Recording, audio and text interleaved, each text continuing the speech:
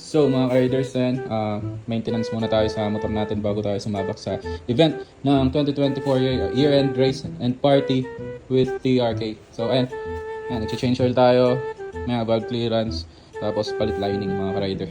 Uy, Jay! Saan mo nilagay yung mga pyesa? Yung mga pyesa, Oh. nandun lang sa loob ng bahay.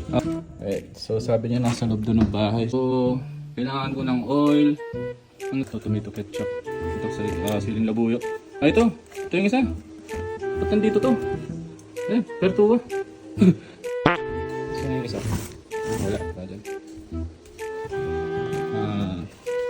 Dyan. Ito. Ito yung isa. So yan guys. Clutch lining. Skygo. Saan nilagay yung ignition coil?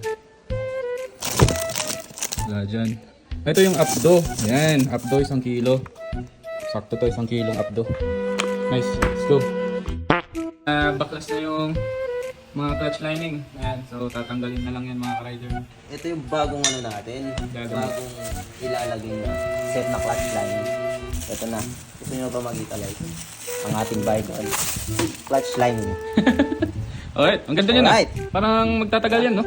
Magtatagal to. Pag inakyat mo to sa bundok, aba, pati lamok, hindi ka lalapitin. Alright. Diba? O sige.